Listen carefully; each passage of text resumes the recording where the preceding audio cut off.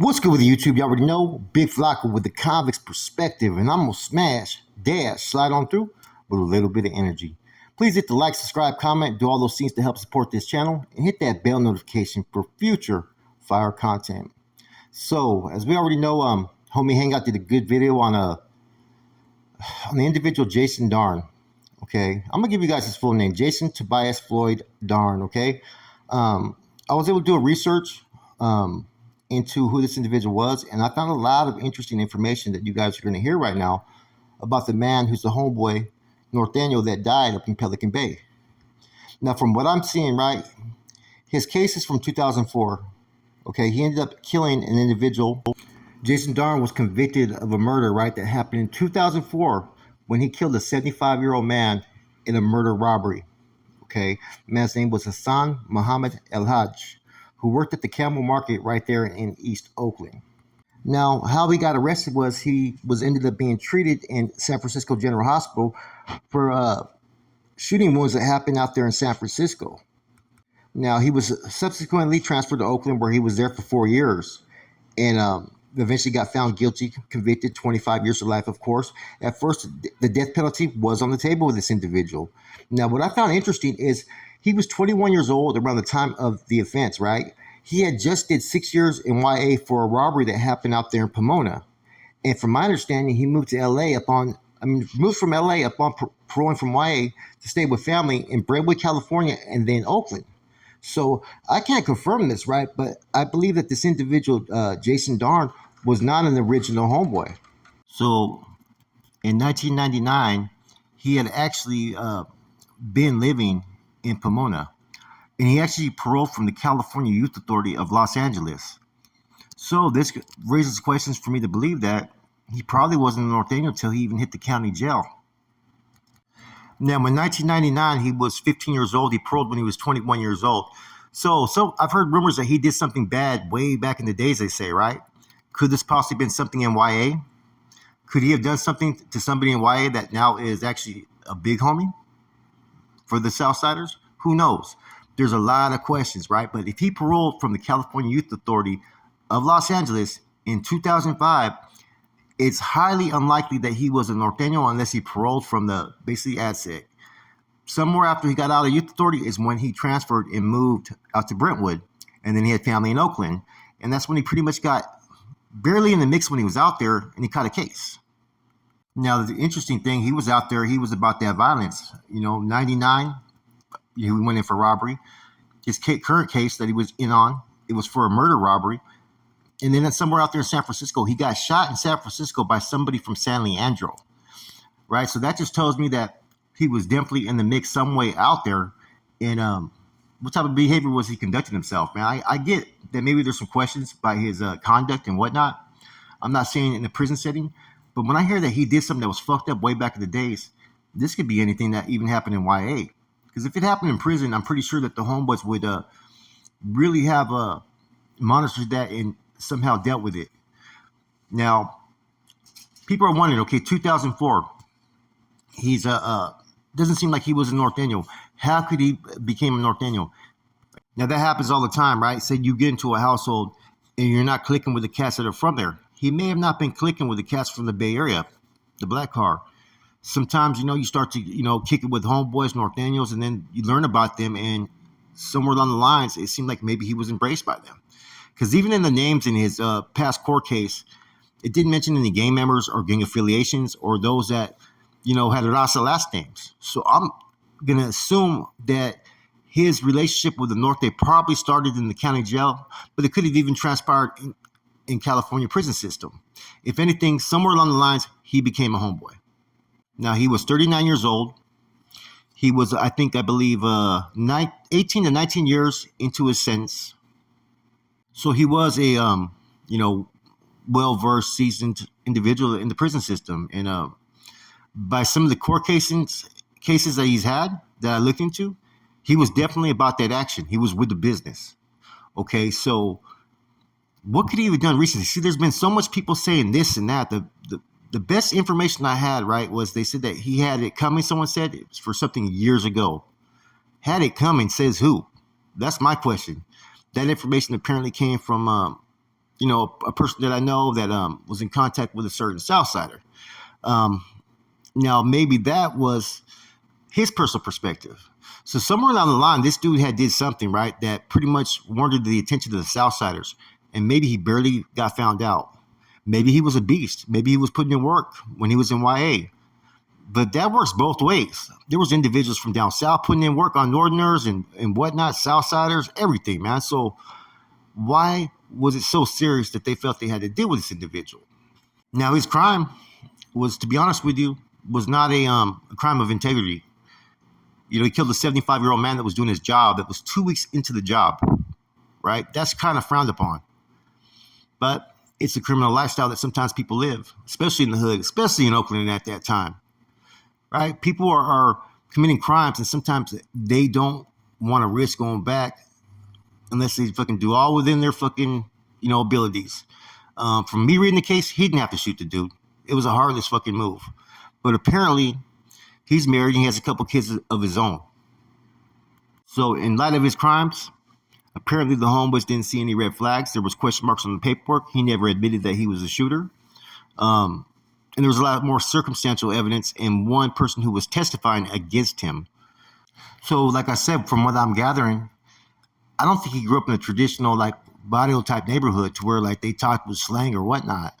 I think he grew up traditionally maybe in an African American community, either in Pomona or in the Bay Area. Like I said, he moved to Brentwood first, then Oakland. They said he had a lot of family in the town. So maybe his actions too probably could have triggered some in a lot of individuals, right?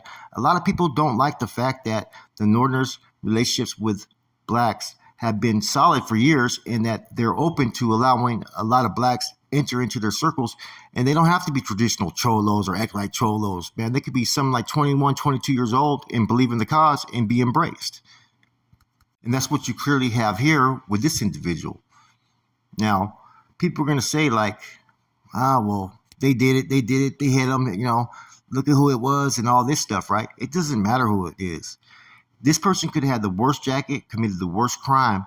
It's still nobody's business to touch him but the Norteno household. And people forget that.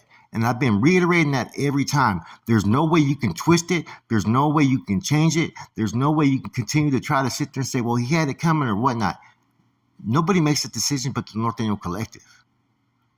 Now, that's why I dropped earlier, man, it's starting to look like they were in cahoots, to let it happen. Who knows? Maybe there's ulterior reasons why it happened. Maybe that's why he was the target.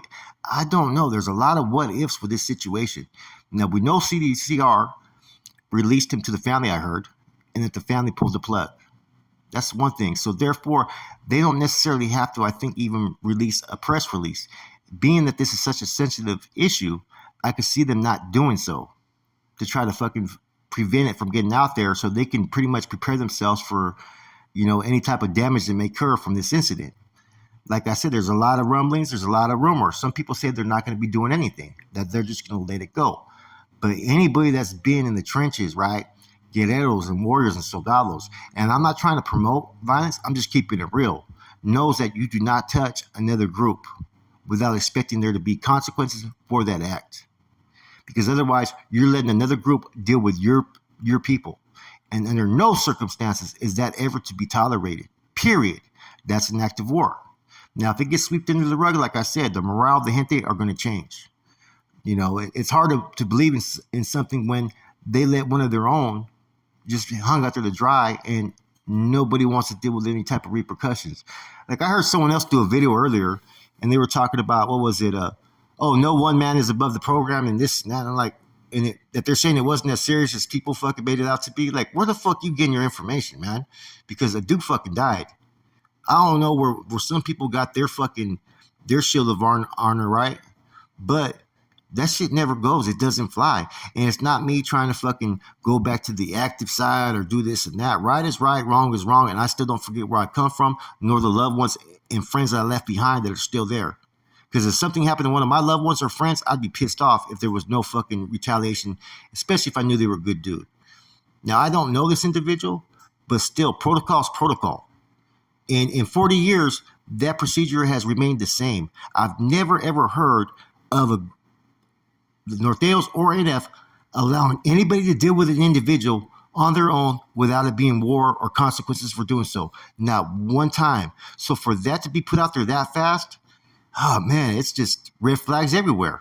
Then again, I got to look at the source of where that information came from. And, it could just be another BS story, but who knows? Anyways, this is information I have regarding this individual. Like I said, Jason Floyd Tobias Darn, 39 years old, been in the system about 19 years. Actually, he'd been in prison for a total of almost 16 years. Apparently he had a wife, he had 3 kids. But sometimes you got to pay the piper as well. Sometimes it's God's will when these situations arise, and for whatever reason, this situation happened, man. And I don't know what's going to happen in the system. Regardless of me not trying to be a promoter of violence, which I'm not going to promote.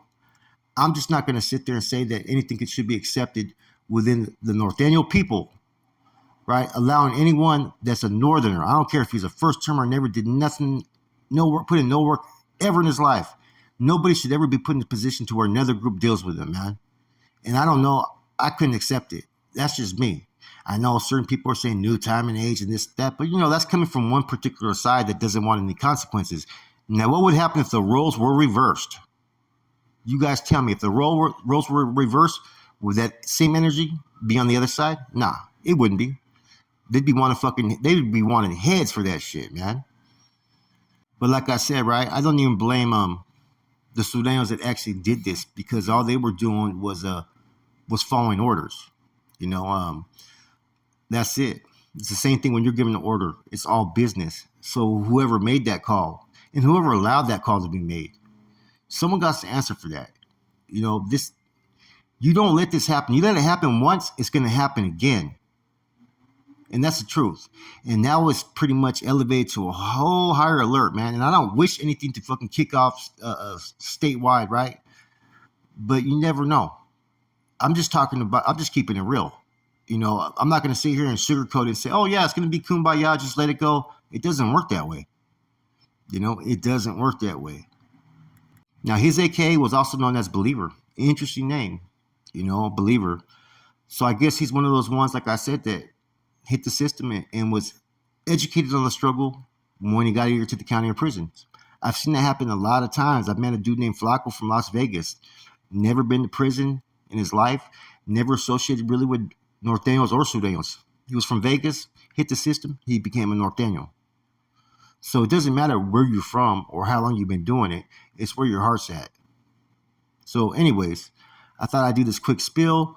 I don't know what to expect in the system, man. Like I said, man, I've heard they're probably going to sweep it under the rug, and, who knows, man. Like I said, it's fucked up. The whole situation's fucked up, man.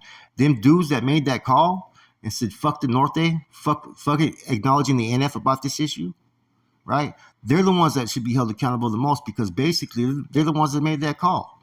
They didn't respect the NF to even allow them to deal with it how they want to deal with it. Now, they may have reached out. Like I said, maybe they were on cahoots. Maybe the NF let this happen. I doubt it. But if they did, man, you're sending the wrong message to your people. The wrong message. And no wonder they don't want the information to get out there. Oh, we're not going to talk about it. It's a dead issue. How the fuck's it a dead issue? I mean, what part of the game is it now? You know what I'm saying? I don't care what business you got going on. I don't care nothing about that. That's like saying, okay, yeah, we're going to accept this chomo, but because we have business with the dude. No, it wouldn't be accepted then. It won't be accepted now. So all the excuses I'm hearing, shit's funny style. With that said, your boy Flacco, I'm gone.